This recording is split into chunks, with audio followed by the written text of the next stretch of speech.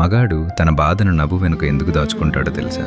ఒక వయసొచ్చాక అతనికి సొంత ఇష్టాల కంటే బాధ్యతలే లోకమవుతాయి. నాకిది కావాలి అని అడిగే స్థాయి నుండి నా వాళ్ళందరికీ అన్నీ ఉన్నాయా అని చూసుకునే స్థాయికి అతను తెలియకుండానే ఎదిగిపోతాడు. లోపల ఎన్నో అణిచివేసిన కలలు, ఎవరికీ చెప్పుకోలేని బాధలు ఉన్నా జేబులో ఉన్న 100 రూపాయలను తన కోసం వాడుకోవటానికి 1000 సార్లు ఆలోచిస్తాడు. ఆ ఆలోచనలో స్వార్థం లేదు. తన వారిని లోటు లేకుండా చూసుకోవాలనే తాపత్రయం మాత్రమే ఉంటుంది. బయట ప్రపంచం ఎంత అవమానించినా ఇంటి గడప దాటగానే వాటన్నింటినీ మర్చిపోయి నవ్వాలి. ఎందుకంటే అతను నీరసపడితే చేతకాని వాడని, ఏడిస్తే బలహీనుడని ఈ సమాజం వేలెత్తి చూపిస్తుంది. తన కలలన్నీ బాధ్యతల కింద సమాధి అయిపోయినా పర్వాలేదు, కానీ తనను నమ్ముకున్న వారి కళ్ళంలో చిరునవ్వు మాత్రం చెదిరిపోకూడదు. మనసు విరిగిపోయినప్పుడు కూడా నేను బాగున్నాను అని చెప్పే ఆ అబద్ధం వెనుక ఒక అంతులేని సముద్రమంత ధైర్యం ఉంటుంది. తన భుజాల మీద ఒక ప్రపంచాన్ని మోస్తూ ఓటమి అంచున ఉన్న తన వారి కోసం గెలవాలని